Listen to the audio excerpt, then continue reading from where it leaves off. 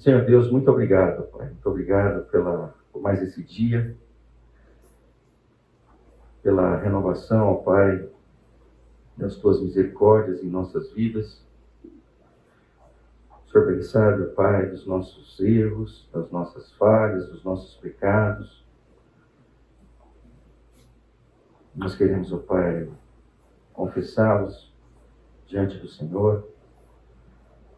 Nós queremos, ó Pai, sermos tocados pelo Teu amor, pela Tua graça, mais uma vez. Que o Senhor nos restaure, que o Senhor abra as nossas mentes, que o Senhor abra os nossos corações. Que o Senhor opere em nós, ó Pai, tanto querer quanto realizar. E que esses momentos aqui, ó Pai, sejam de engrandecimento do Teu nome e do nome do Teu Filho Jesus Cristo. Essa é a nossa oração. Em nome de Jesus. Amém. Amém. Então vamos lá, gente.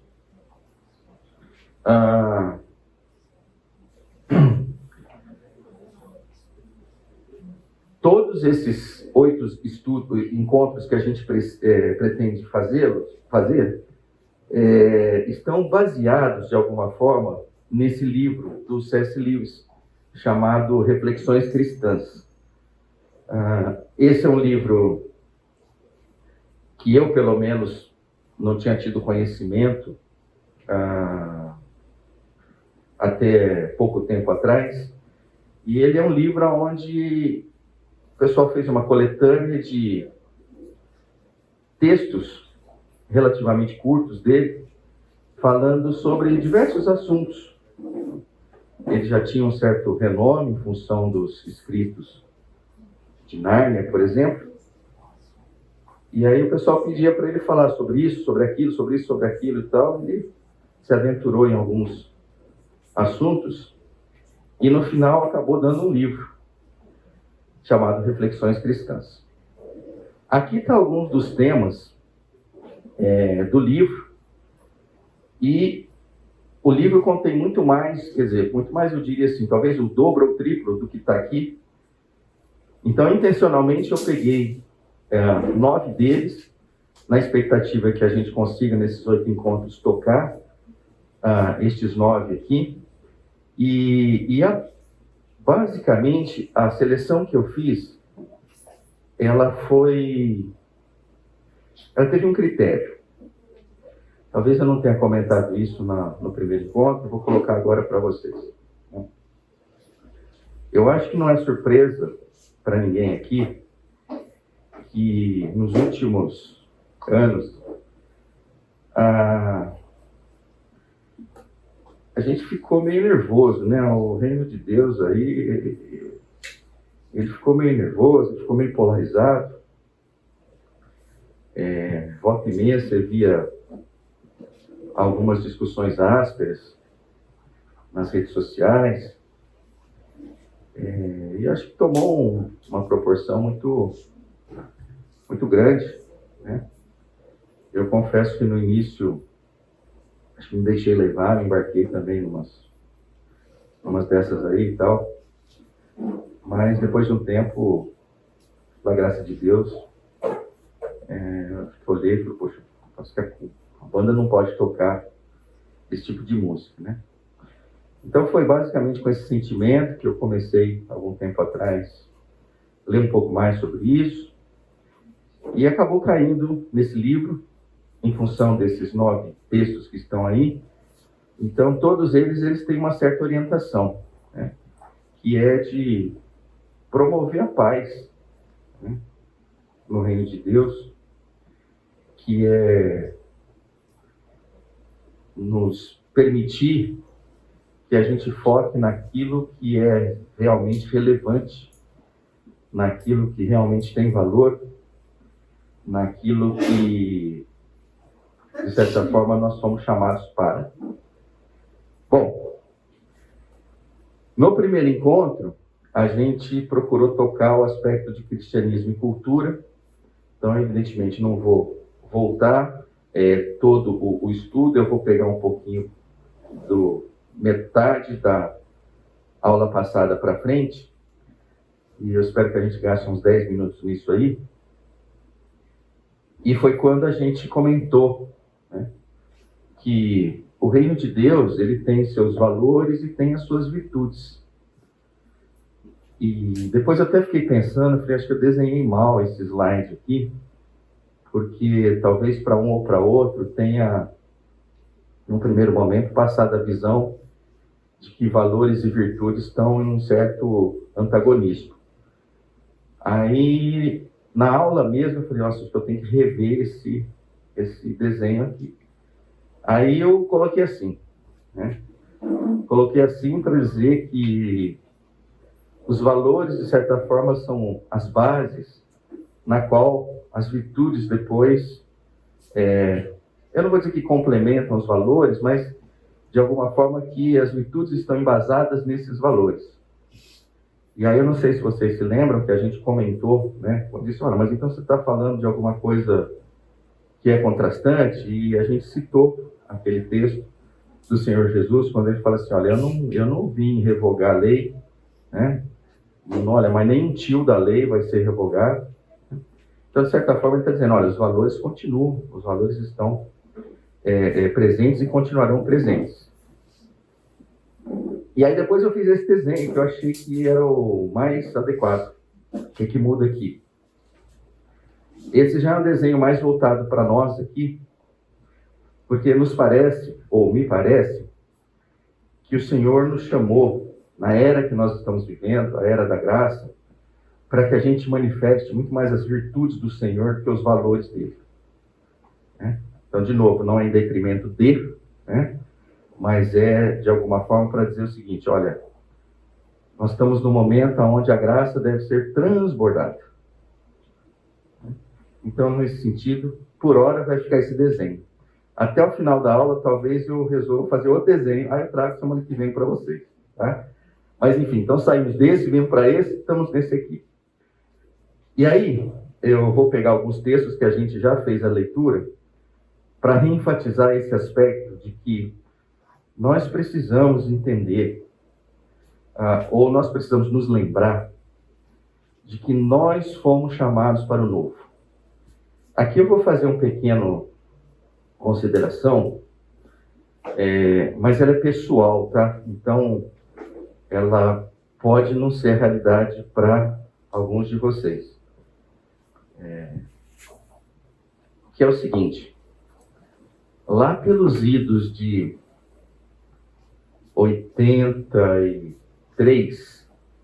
1983, para ser preciso, quando eu me converti, de forma correta ou incorreta, não consigo avaliar isso, né? A figura que eu tinha dos judeus era aqueles que condenaram o Senhor, aqueles que contribuíram para que o Senhor fosse levado à cruz. E, de certa forma, já dá para entender que a minha afeição pelos judeus não era das mais interessantes, né? Mas era algo que, de certa forma, era compartilhado, inclusive, pela comunidade, né? E eu sei que de uns últimos anos para cá, parece que a gente meio que começou a elevar demais, né? Até que eu me deparei com uma situação interessante. Eu tenho dois bispos na minha família, de igrejas neopentecostais, né? E o último deles foi ordenado bispo. Nós não fomos na cerimônia, não vem ao caso as razões, mas eles mandaram as fotos depois, né? E a gente foi, lógico, dar uma olhada e tal, e fazer os comentários.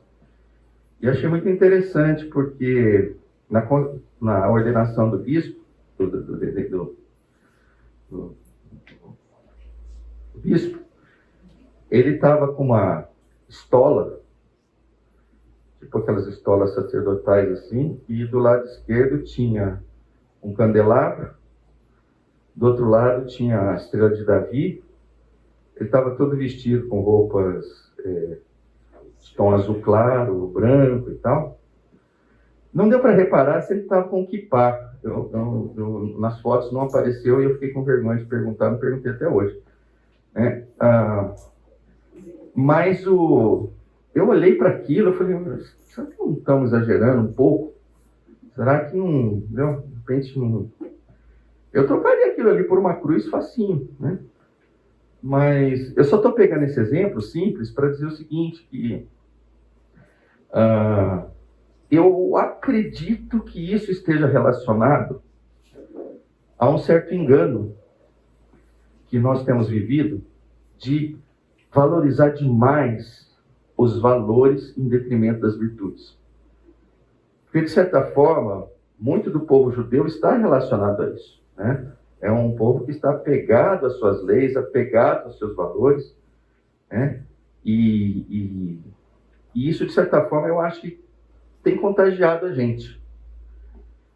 E vamos lá. Então, nesse sentido, eu queria ler esses textos aqui para a gente rememorar de que nós fomos chamados para o novo, né? Então, diz lá o Senhor Jesus em Mateus 9: ninguém põe remendo de pano novo em roupa velha, pois o remendo forçará a roupa, tornando pior o rasgo. Nem se põe vinho novo em vasilha de couro velha. Se o fizer, a vasilha arrebentará, o vinho se derramará e a vasilha se estragará. Ao contrário, põe-se vinho novo em vasilha de couro nova e ambos se conservam. Outro texto do Senhor Jesus. João 13: um novo mandamento dou a vocês. Amem-se uns aos outros, como eu os amei. Vocês devem amar-se uns aos outros. Com isso, todos saberão que vocês são meus discípulos, se vocês se amarem uns aos outros. E no final, essa conversa maravilhosa entre o Senhor Jesus e Nicodemos, onde lá no capítulo 3, no verso 3, o Senhor diz assim: em resposta, Jesus declarou: digo a verdade, ninguém pode ver o reino de Deus se não nascer de novo. Perguntou Nicodemos: como alguém pode nascer sendo velho? É claro que não pode entrar pela segunda vez no ventre de sua mãe e renascer. E respondeu Jesus: digo a verdade, ninguém pode entrar no reino de Deus se não nascer da água e do Espírito. O que nasce da carne é carne, mas o que nasce do Espírito é Espírito. Não se surpreenda pelo fato de eu ter dito: é necessário que vocês nasçam de novo. Bom, então, gente, o primeiro encontro, e de certa forma uma parte representativa desse encontro, é para dizer para vocês o seguinte: nós precisamos ser reconhecidos pelo novo. Nós precisamos ser reconhecidos pelas virtudes. Mas para não ficar uma coisa etérea, aí eu peguei um conjunto de textos. Os primeiros dois vocês vão se lembrar, porque faz parte do outro encontro. Assim que a gente passar por esses dois, aí a gente vai aparecer com mais, acho que são 4 ou 5 textos, para que a gente entenda e que, de certa forma, nos leve a considerar, né, com que intensidade nós estamos vivendo o novo nas nossas vidas. Então, nesse sentido, a gente vai fazer sempre uma duplinha, né, com uma exceção, mas a maioria é uma duplinha.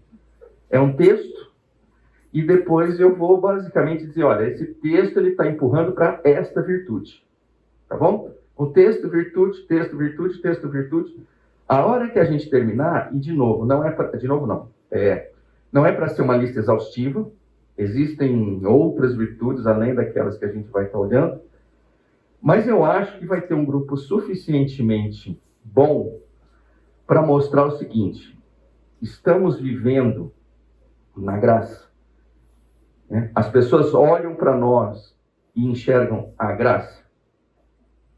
Ou, de certa forma, as pessoas olham para nós e enxergam valores, o que não tem nada, vamos dizer assim, não é um problema em si, Mas, de certa forma, não são os valores que os diferenciam. Até mesmo porque vários dos valores que existem no judaísmo, eles não pertencem exclusivamente ao judaísmo. Outras religiões têm valores, olha, eu ouso dizer até que iguais, né? Ou com certeza semelhantes. Então a ideia é, olha, o que diferencia? As virtudes. Mas vamos lá, então vamos começar com essas duplinhas aqui e vamos ver se a gente consegue passar o recado. Então o primeiro texto também é do Senhor Jesus, em Mateus 5, quando ele diz assim: vocês ouviram o que foi dito, olho por olho e dente por dente. Mas eu digo, não resistam ao perverso. Se alguém o ferir na face direita, ofereça-lhe também a outra. E se alguém quiser processá-lo e tirar de você a túnica, deixe que leve também a capa. Se alguém o forçar a caminhar com ele 1 milha, vá com ele 2. Dê a quem pede, e não volte as costas àquele que deseja pedir algo emprestado. Então, basicamente, eu só vou reiterar o aspecto de que você vê lá no 38, ele está falando de valores, né? E de valores cristãos. A gente vai encontrar esse texto, olho por olho, dente por dente, 3 ou 4 vezes no Velho Testamento. Mas ele traz um novo. E o novo aqui é a partir do 39. Que, de certa forma, eu estou procurando resumir essa virtude dessa forma: abdicar dos meus direitos. Então, foi um pouco uma pergunta que eu fiz, que talvez tenha trazido desconforto para alguns aqui, mas que é a seguinte: olha, na última semana, quantas vezes você abdicou dos seus direitos? Você se lembra? Quantas vezes isso ocorreu? 1, 2, 3, 4? E, eventualmente, né, ao longo da vida de vocês são conhecidos por abdicar dos seus direitos? Ou vocês são conhecidos por reivindicar os seus direitos? Então a gente já começa forçando a barra aqui, porque eu acredito que é algo que toca a cada um de nós, né? Talvez a gente não tenha dificuldade de encontrar os momentos onde a gente, na última semana, a gente reivindicou os nossos direitos. A gente estava certo, então a gente foi lá e brigou, e argumentou, e, enfim, discutiu para que a gente recebesse aquilo que era do nosso direito. O Senhor Jesus, ele traz o novo nesse contexto, né? Então, só voltando, né, no texto em si, quando ele diz assim, não resistam ao perverso, fala, mas, caramba, o que é isso? Né? Se alguém quiser processá-lo, eu sei que alguns aqui são empreendedores como eu, né? E talvez já tenham passado por circunstâncias onde um funcionário sai, e aí ele te abraça, beija, passa a semana seguinte, né, algum advogado foi lá, conversou com ele, e ele, pumba. Aí você se vê lá diante do Justiça do Trabalho, numa coisa que parece meio kafkaniana, você nem sabe o que está acontecendo ali. Aí o cara pede um mundo, fundo, né? E então nesses momentos você olha, você fala, poxa vida, e aí? Né? O seu advogado provavelmente, quer dizer, se for um bom advogado, o que ele vai dizer? Você tem que reivindicar, você vai para o pau, né? E eu sei, a gente já passou isso, graças a Deus foram poucas, umas 4, 5 vezes em 25 anos, então de certa forma realmente não foram muitas, mas assim, foram momentos de muita dificuldade, né? Porque em praticamente todos os casos a gente abdicou dos nossos direitos, né? Porque a gente, né, quando a gente criou a empresa, a expectativa não fosse que a gente saísse brigando com todo mundo, né? A gente tinha um servicinho ali que a gente achava que os outros iam querer, era só isso que a gente queria, não queria incomodar ninguém. Mas isso é difícil, né? Isso não é simples.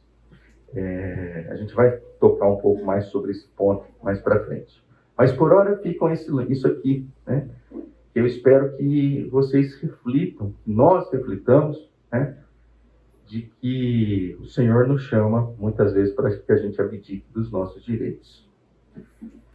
Segundo duplinha aqui, diz assim: por isso é que Senhor Jesus, por isso é que meu Pai me ama, porque eu dou a minha vida para retomá-la. Ninguém a tira de mim, mas eu a dou por minha espontânea vontade. Tenho autoridade para dá-la e para retomá-la. Esta ordem recebi de meu Pai. Então aqui a gente está falando de uma coisa chamada entrega sacrificial. Quando eu olho para alguns de vocês, né, eu posso dizer o seguinte, que alguns de vocês me cativam porque manifestaram essa virtude ao longo da vida de vocês. A gente conhece alguns aqui que estacionaram a sua vida para poder cuidar de outras pessoas. Simplesmente estacionaram a sua vida, estacionaram seus interesses, estacionaram os seus sonhos, basicamente para cuidar de outras pessoas. Né? Essa entrega sacrificial. Né? A gente não tem ideia de como é que devem ter sido esses anos, né? De basicamente renunciar a si mesmo para cuidar de alguém. Né? Mas de uma coisa eu não tenho dúvida. Isso definitivamente é uma virtude que o Senhor espera dos filhos dele. Vamos para a próxima. Aqui nós já estamos com Paulo. E Paulo diz assim: tornei-me judeu para os judeus, a fim de ganhar os judeus. Para os que estão debaixo da lei, tornei-me como se estivesse sujeito à lei, embora eu mesmo não esteja debaixo da lei, a fim de ganhar os que estão debaixo da lei. Para os que estão sem lei, tornei-me como sem lei, embora não esteja livre da lei de Deus, e sim sob a lei de Cristo, a fim de ganhar os que não têm a lei. Para com os fracos, tornei-me fraco, para ganhar os fracos. Tornei-me tudo para com todos, para de alguma forma salvar alguns. Faço tudo isso por causa do Evangelho, para ser coparticipante dele. Esse texto maravilhoso aqui, esse é daqueles que eu disse para vocês com exceção. Estou falando de duplinha, esse aqui tem uma triplinha, né? E eu achei que tinha que colocar essa imagem. Né? Basicamente, o que o Paulo está dizendo aqui, ó, eu fui um camaleão. Né? Ora eu era verde, ora eu era vermelho, ora eu era amarelo. Né? Eu fiz de tudo. Né? E com um propósito muito definido, né? Quando diz assim: tornei-me tudo para com todos, para de alguma forma salvar alguns. Né? E aí, nesse sentido, a virtude que eu interpretei do texto aqui foi essa: a nossa capacidade de adaptação. É aquela capacidade que vai desde uma coisa extremamente simples. Né? Você pediu um suco de limão no restaurante, o cara trouxe de laranja, você bate o olho ali, você vê que o cara está correndo para lá e para cá. Mas quer saber de uma coisa? Eu tomo de laranja, vamos embora, não tomo de laranja ainda. Né? São coisas simples, são capacidade de adaptação. Até coisas extremamente delicadas. Né? A hora que nós estamos no ambiente de trabalho, a gente se adapta ao ambiente de trabalho. A hora que a gente está no ambiente estudantil, a gente se adapta ao ambiente estudantil. A hora que a gente está numa rede social mais nervosa, tipo o Twitter, a gente se adapta ao Twitter. A hora que você está lendo no Instagram, você se adapta ao Instagram, né? A hora que você está dentro do contexto da tua família, você se adapta à sua esposa, você se adapta ao seu marido, você se adapta aos seus filhos. Marcelo, por favor. Teve um episódio que acho que é nessa linha. Aumenta um pouquinho o volume aí. Teve um episódio, mais ou menos nessa linha. Uma vez apareceu numa festa lá em casa, tinha lá, talvez umas 30, 40 pessoas, e cada um estava nos seus grupinhos assim, e tinha alguém lá que era um missionário. Eu não conhecia ele bem, sabia que ele era missionário, ele não me conhecia quase nada. E aí ele começou a conversar comigo, né? E meio que tentando me evangelizar, e eu falei, olha, eu sou crente, tá? Ele delicadamente terminou a conversa e foi para o grupinho de lá, ou seja, era um cara que ele estava ali claramente para se amoldar aos pequenos grupos que estavam falando que ele tinha uma missão na vida dele. É o chato, né? O irmão chato. Não, ele não era chato, mas não, a conversa dele era muito agradável. Mas eu quero dizer o seguinte... Mas eu não era o mas, ou seja, cliente dele, né? Exatamente. Perfeito, legal. Tá bom. O irmão chato eu falei brincando, viu, gente? Quanto a essa questão de capacidade de adaptação, existe um limite também quanto à questão de virtudes ou princípios no seguinte aspecto. Por exemplo, ele vai lá pregar para um bando de motoqueiros. Ele vira um motoqueiro, começa a falar palavrão e por aí vai. Não todos os motoqueiros falam. Olha, nós temos um irmão aqui, Evandro, mas acho que ele não está na classe aqui, senão você ia se ver com ele na rua ali. Mas a gente ia apartar, fica tranquilo. Tá. Olha, eu prefiro, se você me permitir, responder com as próprias escrituras, né? Você tem o caso em Atos ali, onde as autoridades pedem para Pedro para que ele parasse de pregar o evangelho, né? E ele simplesmente não obedece, né? Não, esse é o meu propósito, eu não vou abdicar dele, né? Então, nesse sentido, ele não se adaptou, de certa forma, àquilo que as autoridades gostariam, né? Então, eu diria assim, é algo que exige discernimento espiritual para a gente entender aonde está esse limite da adaptação, né? E eu ouso dizer o seguinte, né? Que este limite, ele não é o mesmo para todas as pessoas, né? Haverão pessoas que vão dizer para você, seu nome é? Diego. Ô Diego, eu vou dizer uma coisa para você que não seja motivo de escândalo, tá? Mas eu ouso dizer que alguns irmãos entrariam nesse grupo de motoqueiros, talvez falariam mais palavrões do que os motoqueiros, né? E o danado dos motoqueiros, um ou outro, capaz que ia se converter ainda. Mas isso não é possível. Mas, na verdade, a ideia não é tentar você, não é isso. Mas é para dizer o seguinte, os limites, eles dependem de cada um e de como cada um se relaciona com o Senhor, com o Espírito do Senhor, né? Só voltando para as Escrituras, vamos lá, né?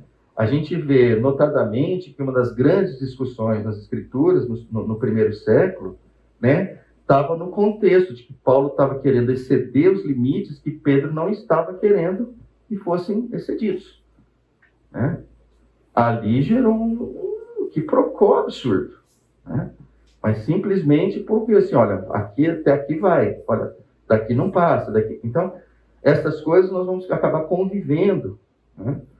Porque o Senhor, apesar do Senhor ser um em todos, né, nós estamos diante de realidades diferentes, de momentos diferentes, né? E alguns vão estar fazendo algo que você fala assim, não, mas que passou dos limites.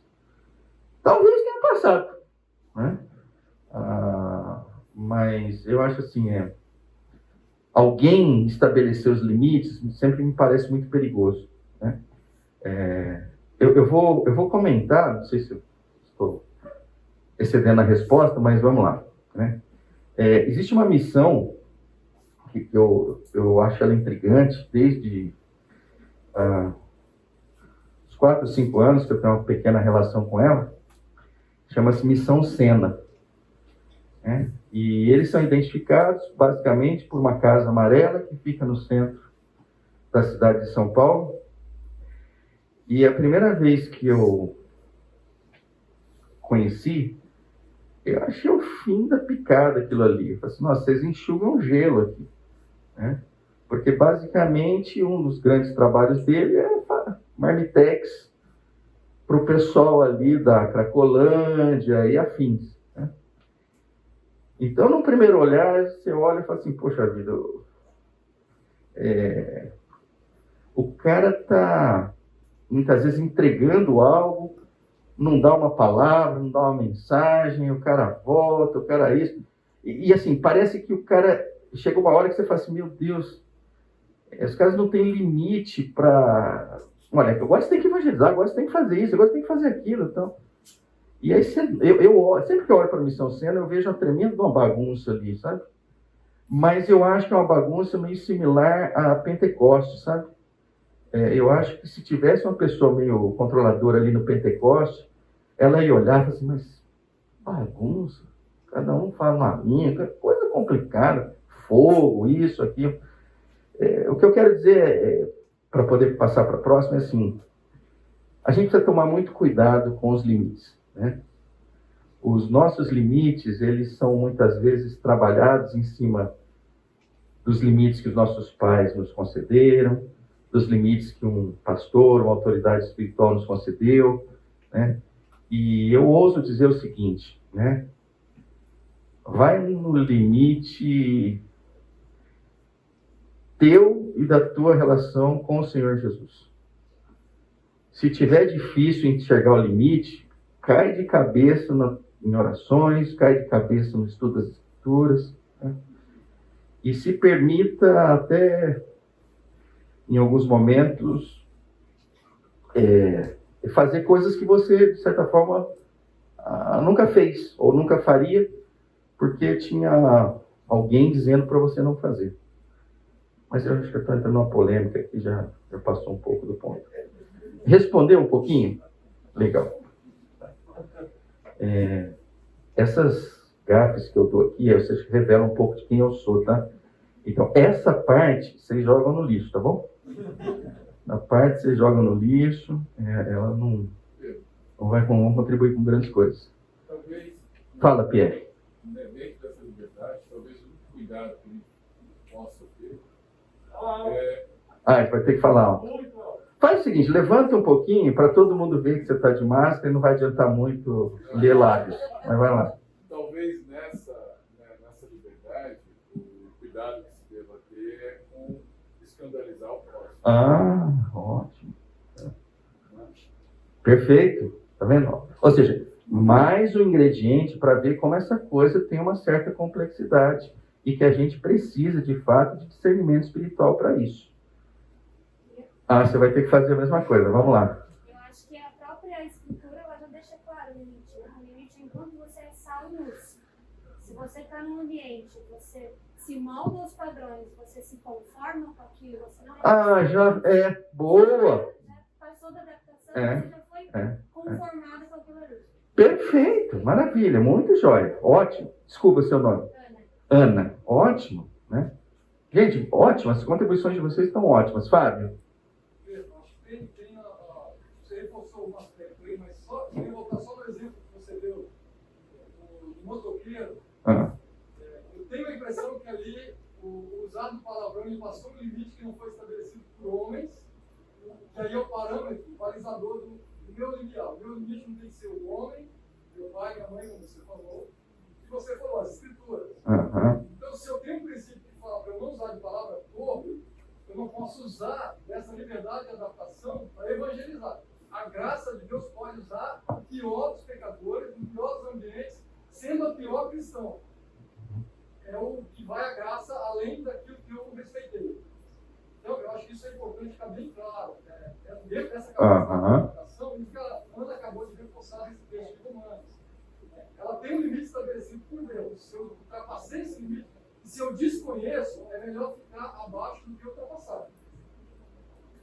Ótimo. Minha leitura aqui da... Perfeito. É que eu acho que o contexto é outro. O contexto é a mensagem da semana passada. Não o palavrão que eu não vou falar, mas qual é a virtude que eu vou transparecer ali para aquelas pessoas verem o evangelho em mim, entendeu? Eu acho que é esse limiar que a gente tem que voltar e para mim é isso, entendeu? Além do que pensar isso. Bom, vamos lá. Nós tivemos 5 participações aqui, eu acho que todas elas extremamente válidas, né? A única coisa que eu quero dizer para vocês é o seguinte: no final, vocês com o Senhor, né? E lembrando do quê? Olha só, quando Paulo diz assim, para com os fracos, eu tornei-me fraco. A pergunta que, de certa forma, a gente está colocando assim, mas o que no caso dele significou se tornar fraco? Né? Tornei-me tudo para com todos. Mas o que é esse tudo? Então, com certeza, Paulo tinha uma clareza de que, olha, até aqui eu vou. Daqui para frente, eu não posso ir, porque aí eu não vou estar, como você mesmo disse, não. Aí já deu ruim, né? Aí já não se manifestou a virtude. Aí eu já virei uma paçoca com a pessoa e ela sequer consegue contrastar a graça com a vida dela. Aí não funcionou, aí não deu certo. Né? Está me lembrando, às vezes, blocos de carnaval de cristãos, né? Eu não sei se hoje em dia tem, mas teve uma época aí que era moda. Não vou fazer. Mas quando vê, você falou, é o seguinte, sinceramente, não estou vendo manifestação da graça aqui. A galera estava toda lá. Aí não deu certo, né? Não deu certo, não funcionou. Né? Mas está ótimo, acho que está bem considerado. Podemos ir para frente um pouquinho? Então tá bom. Pedro, só decidir. Claro. Porque às vezes, falando por mim, às vezes a gente... Você não levanta não, que você está com a camisa do Corinthians. Eu vou levantar. Poxa Porque às vida. vezes a gente quer um pacotinho pronto. Eu tô falando por mim, tá? Até aqui eu vou, daqui pra cá eu não vou mais. Uhum. Não é isso. Você tem que... Então, assim, nós vamos para o intervalo. Anelisa, então levanta. Olha, ninguém contradite ela, que ela é minha filha, tá? Então, por favor. Eu vou dar 2 exemplos que acho que vão ficar claros. O primeiro foi quando eu estava na faculdade, um recém-seminarista foi para São Carlos e ele andava com a Bíblia no campus querendo evangelizar as pessoas. E todo mundo achava ele muito esquisito e não aconteceu nada. E um amigo meu era cristão e ele passou a ir... Ó, não tá ouvindo. Fala para eles lá, que a história eu já conheço. Fala para eles lá. São 2 coisas que aconteceram. No período que eu estava na faculdade, um seminarista tinha acabado de se formar, foi para São Carlos, e ele andava com a Bíblia debaixo do braço no campus, querendo evangelizar as pessoas, e não aconteceu nada. As pessoas achavam ele muito estranho e não paravam para conversar. E, pelo contrário, um amigo meu que estava na faculdade, ele ia até churrascos, ele ia a festas da faculdade com os amigos, conseguia fazer uma amizade com eles, ter conversas profundas, e ele conseguia evangelizar 2 pessoas. Que hoje em dia vão à igreja, se casaram, um monte de coisa. Então, ele conseguiu se adaptar, né, indo à festa, tudo mais, sem se corromper e atingir as pessoas, diferente do que você imagina. Legal. Gente, nós vamos para o intervalo agora. Essas conversas aqui do intervalo, elas são extremamente interessantes. E pela segunda vez, eu fico me perguntando assim, o que eu estou fazendo aqui? Porque eu acho que tem que pegar alguns de vocês e botar aqui e eu sentar aí. Né? Pela riqueza que vocês trazem. Né? E eu também fico com uma vontade danada de falar aquilo que vocês me falaram aqui no intervalo, mas aí eu destruo a aula também, então eu fico numa crise aqui. Mas hoje eu queria especificamente falar de algo que foi colocado aqui, que eu acho que tem muito valor, né? Que é o seguinte, né? A gente está falando continua falando da capacidade de adaptação, né?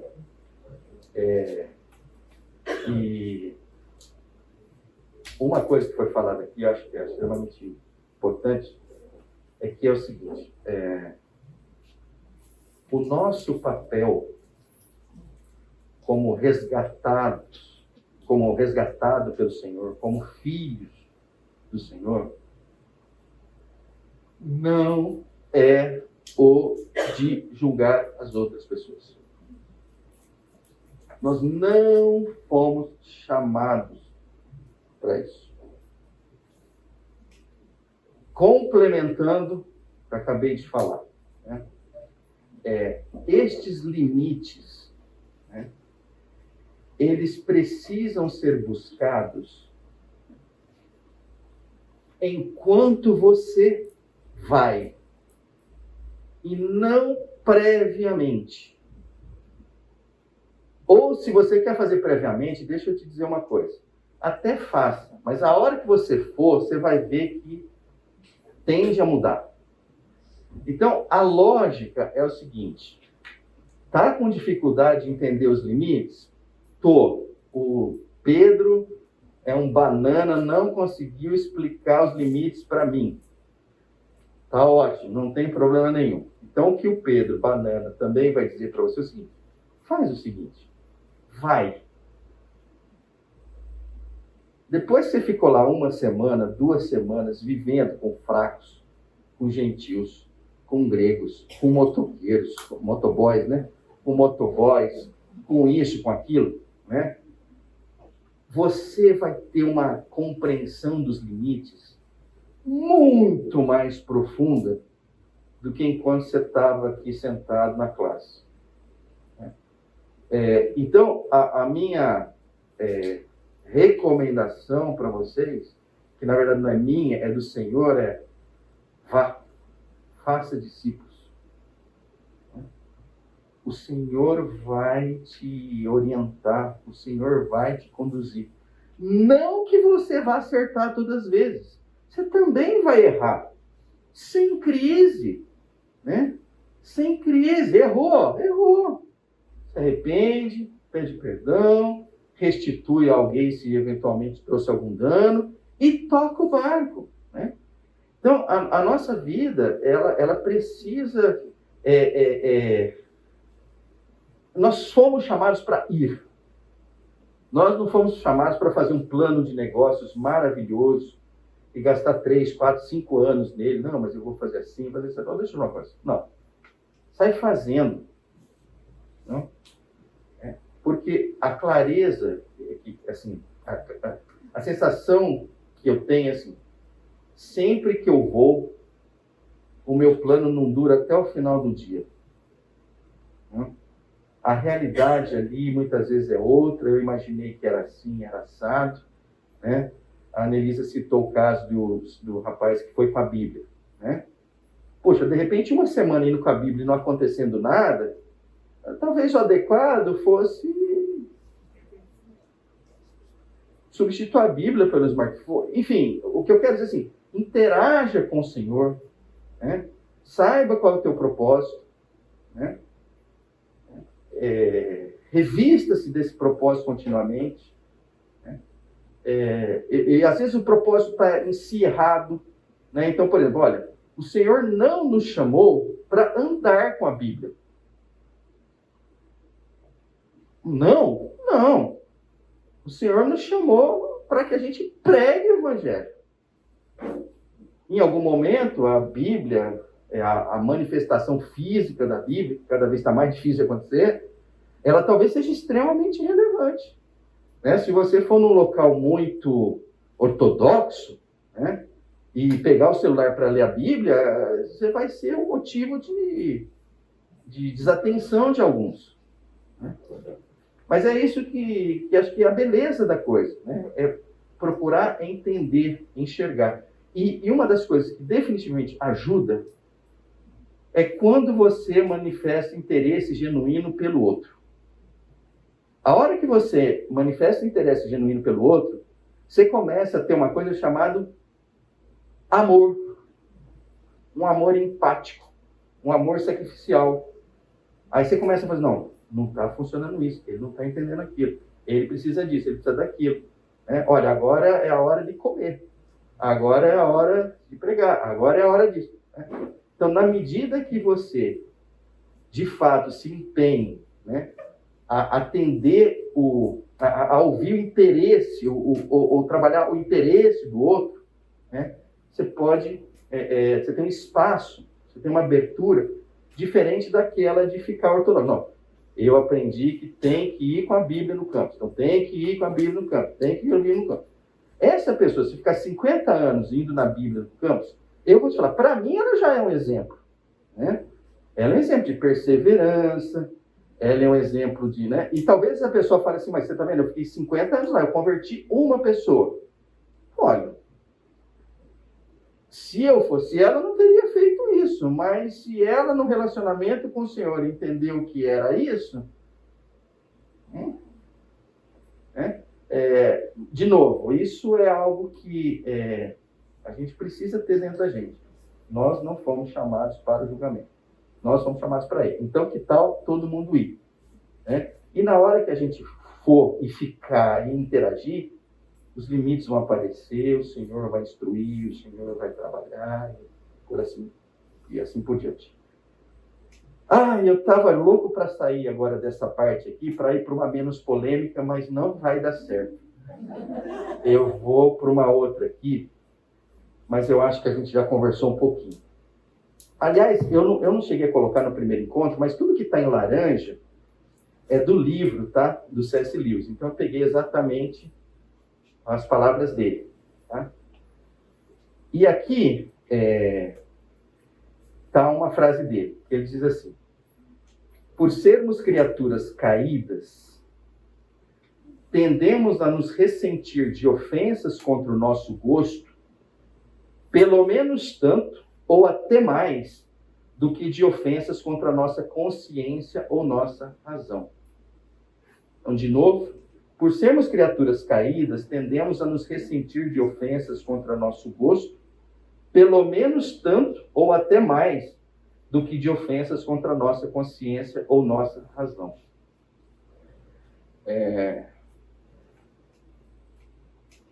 Ficou claro o texto? Tá? Deu para entender? Ainda assim, eu vou citar o que aconteceu comigo há 84, faz tempo, né? Enfim, 84, não vou fazer as contas aí, mas deu umas décadas aí, né? Oi? 38, há 38 anos atrás, né? Eu, um batataense,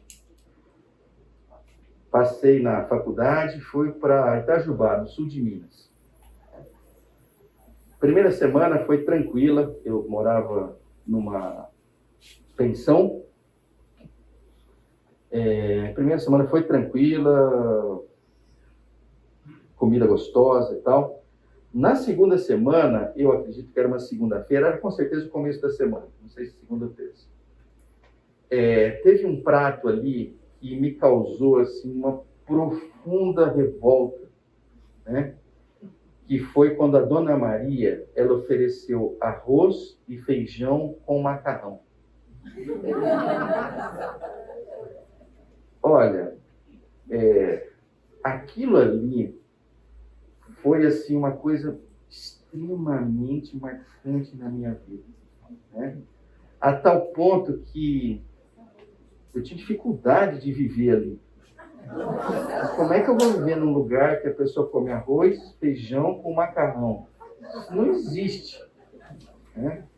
Mas eu só ressalto isso para dizer o seguinte: nós temos, todos nós temos uns gostos muito fortes, todos nós temos, né? A pessoa se apresenta vestida de um jeito, mas você gosta de outro jeito. Você às vezes não consegue prestar atenção nela porque ela está trajada de um jeito que você não gosta, né? A pessoa usa algumas expressões idiomáticas que você olha e fala assim, poxa, eu não tenho apreço por pessoas que têm esse tipo de expressão. E aí tudo mais que ela falar, você não quer mais processar aquilo, né? Então eu só estou dizendo isso para contribuir com o que o C.S. Lewis comenta, que é um fato, né? Nós precisamos entender, né, que os nossos gostos, né, eles não podem influenciar, né, a nós de tal forma que a gente deixe de fazer aquilo que a gente deveria fazer. Vamos pegar um trecho nas Escrituras que coloca esse assunto em pauta. Então, diz assim Paulo a Timóteo: evite as controvérsias tolas e inúteis, pois você sabe que acabam em brigas. Ao servo do Senhor não convém brigar, mas sim ser amável para com todos, apto para ensinar, paciente. Deve corrigir com mansidão os que se lhe opõem, na esperança de que Deus lhes conceda o arrependimento, levando-os ao conhecimento da verdade, para que assim voltem à sobriedade e escapem da armadilha do diabo, que os aprisionou para fazerem a sua vontade. É difícil não ouvir esse texto e se lembrar dos reiterados vexames que nós, evangélicos, temos dado nos últimos anos nas redes sociais. É um vexame.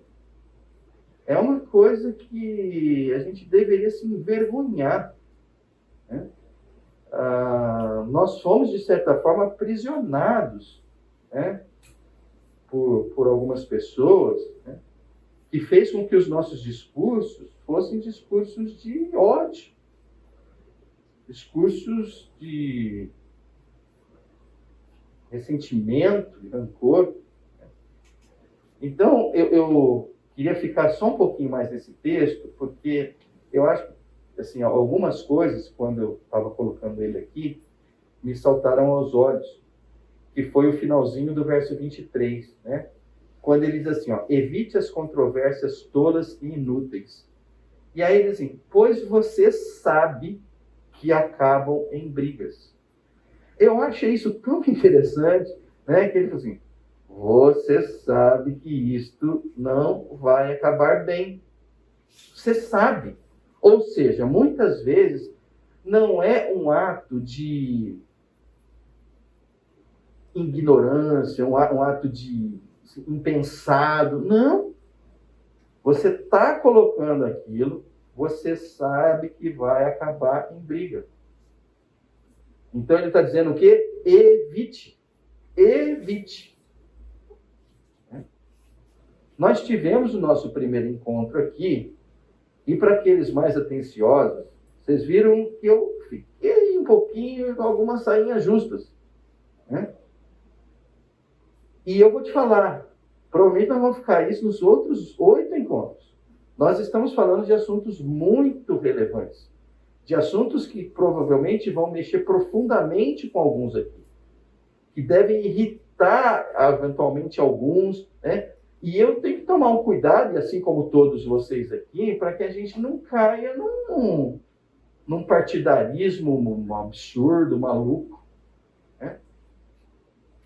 Uma outra coisa que me chamou também a atenção nesse texto é assim, ele não está pedindo para a gente ser mineiro, no sentido assim, todo mundo concorda com todo mundo, cada um fala o que quer. Não é isso, né? Olha lá no 25. Ele abre um espaço muito objetivo. Deve corrigir com mansidão os que se lhe opõem.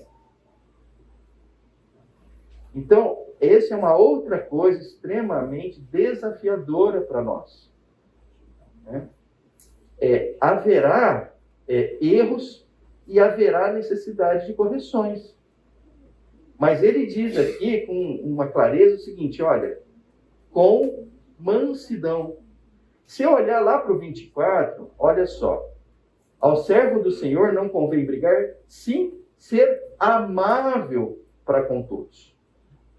Então é nesse sentido que eu diria o seguinte, que ele fala quase que de... eu não vou falar 2 virtudes, acho que até que é uma virtude só, porque uma outra me parece que é o Senhor que vai nos conceder, né? Que é o que está aqui, né? Nós, como filhos de Deus, né? Como pessoas que estão vivendo a era da graça, nós precisamos de discernimento e nós precisamos ser amáveis. Amáveis. Quando nós nos tornamos pessoas irascíveis, né, há um erro absurdo nesse contexto. Né? E, de alguma forma, nos últimos anos, parece que teve uma liberdade. Né? Nós nos demos uma liberdade de nos irarmos contra outros irmãos simplesmente porque eles veem as coisas diferentes do que nós vemos. Isso não é aceitável. Né? Nós não seremos reconhecidos como discípulos do Senhor Jesus pelo fato de nós nos irarmos contra os outros. O próprio Senhor Jesus em Paulo fala, e a gente viu esse texto no nosso primeiro encontro, quando ele diz o quê? Eles conhecerão que vocês são os meus discípulos se vocês se amarem uns aos outros. Quando vocês se amarem uns aos outros. O nosso objetivo é que o mundo, ou aqueles que são próximos a nós, e eu vou te falar, haja próximo, nós devemos estar com as 50 pessoas aqui, não tem pouca gente aqui. Imagina que estrago a gente causa, estrago no sentido positivo, se nós manifestarmos amor, se nós manifestarmos entregas sacrificiais. Estas coisas definitivamente atingem o mundo, porque o mundo não conhece isso. O mundo não espera isso. O mundo nunca viu isso. Então, o adequado é que a palavra caminhe em cima desses atos, dessas virtudes que nós estaremos praticando dia a dia, momento a momento. Que crise a gente não causa em outras pessoas quando nós somos irascíveis e ali depois a gente resolve ler as escrituras para a pessoa. A gente gera uma confusão na cachola dela. Ela fala assim, não, mas peraí, aqui você lê um texto de amor, mas como é que justifica os teus posts no Facebook com isso que está aqui? Não, é lógico, né? A gente sempre tem resposta. Todos somos pecadores. Sei lá, você pode... Mas assim, não contribui. Vamos deixar claro isso? Não contribui. As nossas vidas, elas contribuem para o Evangelho na medida que elas manifestem recorrentemente as virtudes do Senhor. Mais uma. Agora a gente vai para um outro ponto bem diferente. De novo, Paulo, ele diz assim, irmãos, pensem no que vocês eram quando foram chamados. Poucos eram sábios segundo os padrões humanos. Poucos eram poderosos. Poucos eram de nobre nascimento. Mas Deus escolheu o que para o mundo é loucura para envergonhar os sábios e escolheu o que para o mundo é fraqueza para envergonhar o que é forte. Existem textos similares a esse nas Escrituras, eu resolvi pegar esse para salientar o que talvez alguns vão dizer assim, Pedro, isso não é exatamente uma virtude. Talvez eu concorde, mas eu acho que é importante aparecer aquilo, porque isso contribui muito para a gente, que é a gente deparar com as limitações da inteligência e da riqueza. Na era da graça, uma das grandes sacadas delas foi o seguinte, olha, eu não vou me embasar na inteligência de alguns, na riqueza de alguns. Eu vou inverter tudo. Eu vou chamar um monte de gente que não são reconhecidas pela sua inteligência, não estão nas cátedras, não estão nas grandes posições ali eclesiásticas da época, né? Também não vou chamar ali os poderosos, os reis, os amigos dos reis, né? Na era da graça vai acontecer um negócio diferente, né? Na era da graça eu vou pegar fracos, né? Na era da graça eu vou pegar pessoas sem muitas aptidões intelectuais, né? E o reino vai se espalhar por estes. Então, isso é algo que, de alguma forma, e talvez assim, se eu falasse isso em algum outro local, isso talvez não fosse um problema. Mas talvez aqui seja um problema, né?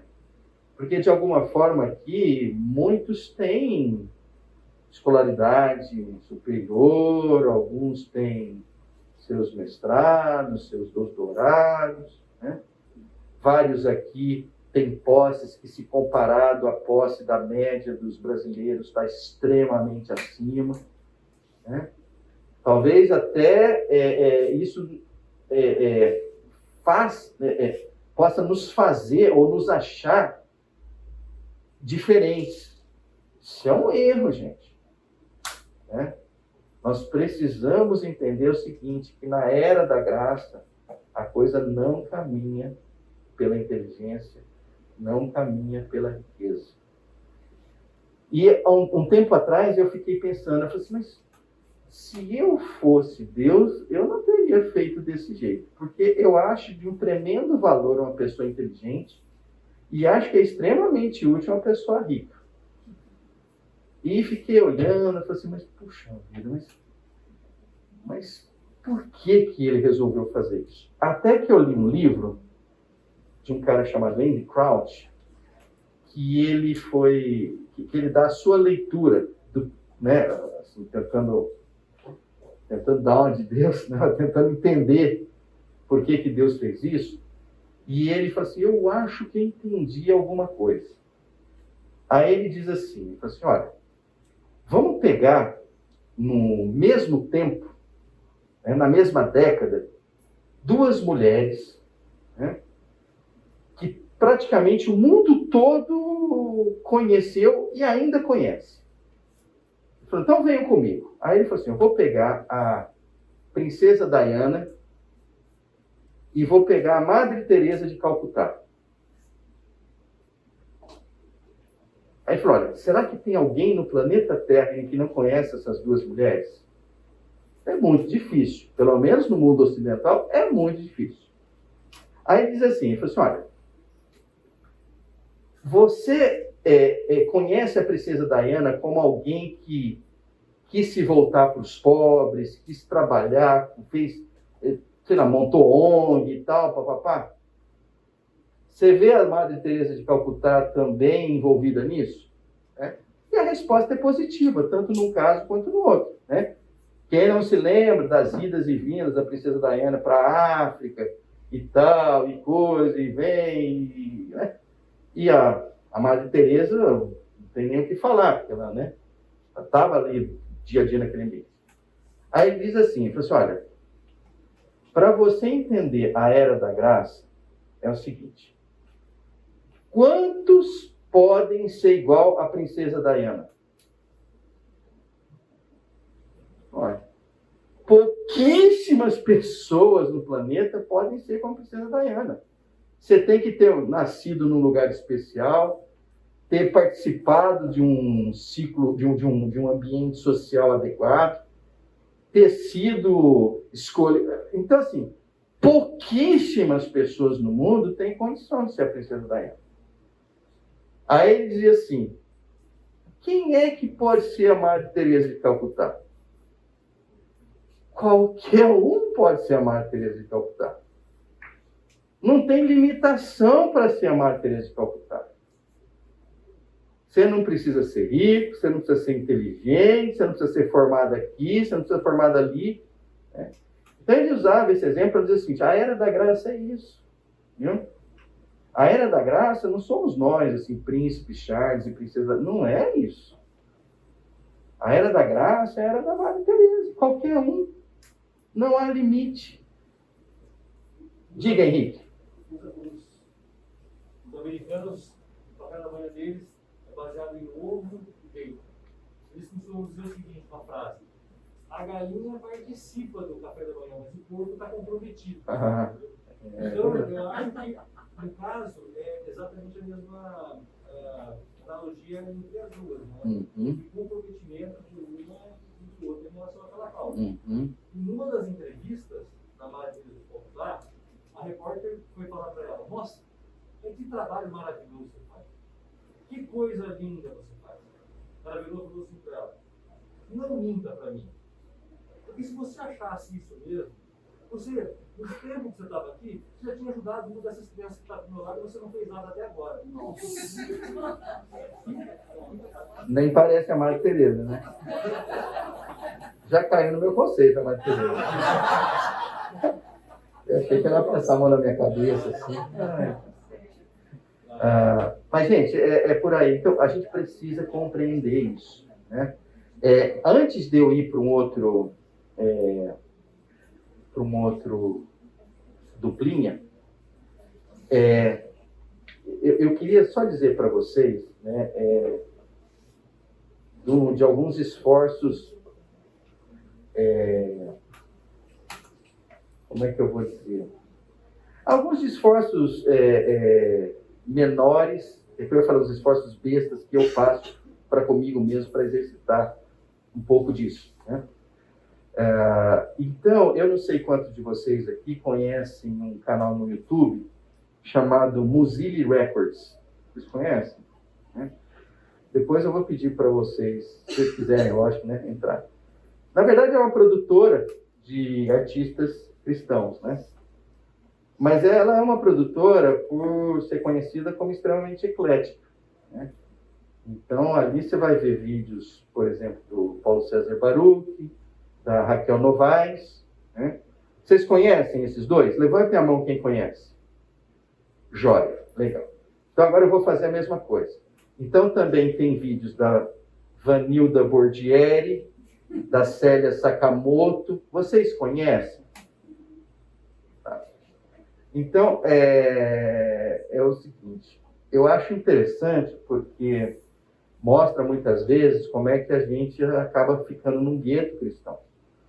Se você pegar a Vanilda Bordieri ou a Célia Sakamoto e você for dar uma olhada nos views, é difícil um vídeo dela que não tem milhões de views, algumas dezenas de milhões de views, né?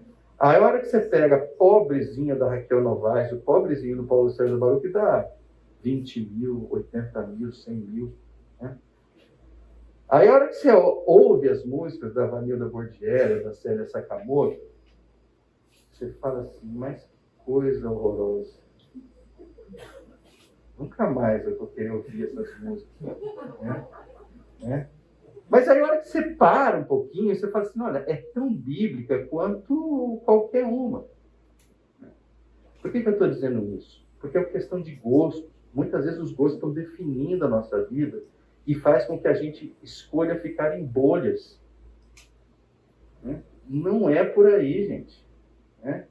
Aí voltando no contexto, né? E às vezes o que tem? Eu falo por mim, não vou falar para vocês, né?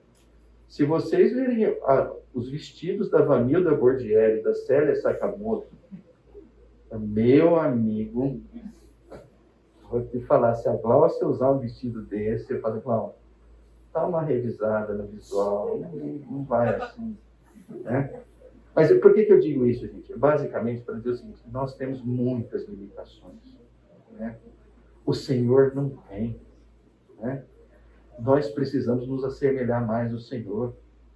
Nós precisamos abrir os horizontes que o Senhor quer, permite, ou mesmo quer que nós abramos, né? A gente precisa entender que o reino do Senhor, ele não avança baseado na inteligência, baseado na riqueza ou baseado nos nossos gostos. Ele é muito mais amplo do que a gente pensa, do que a gente vive, né?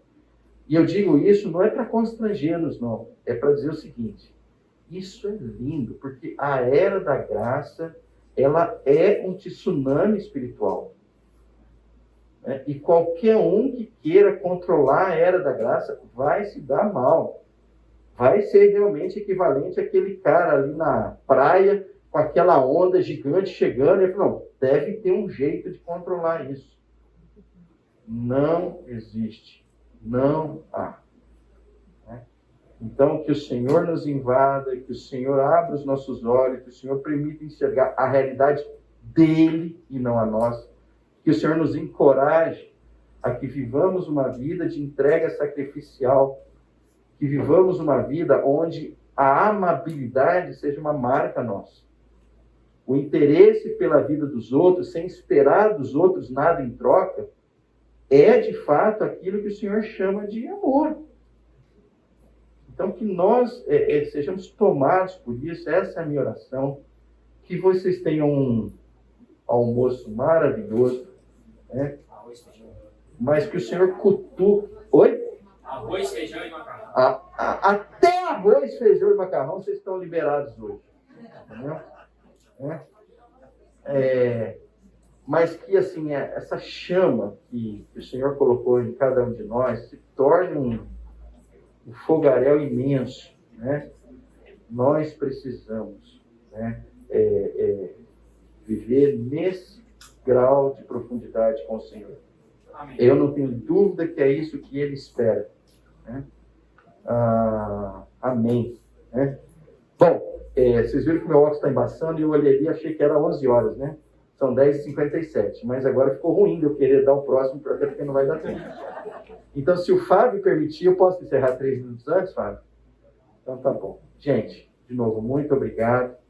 E deixa eu aproveitar a última coisa que eu queria dizer, que é o seguinte. Nós vamos ficar juntos, nós já estamos juntos há 2 encontros, nós temos mais 6 pela frente. Né? Vocês não deem a tristeza de que vocês vão entrar e sair daqui 6, 7, 8 vezes sem conhecer outras pessoas, outros irmãos. Então, por favor, se você está sozinho aqui, você não conhece ninguém, né? É o seguinte, Fábio, não deixa essa pessoa sair daqui, tá? Procure, né? Nossa vida é preciso ser vivida em comunidade. Então esse é o último recado que eu queria dar para vocês. Não se vive a vida cristã por si só, ou mesmo dentro do seu círculo familiar. Né? Expandam isso. Né? Isso é importante para vocês, é importante para o reino. É o desejo do Senhor que a gente possa viver em comunhão, viver em harmonia. Né? O mundo vai nos enxergar de forma diferente na medida que a gente se aproxime de outro. Tá?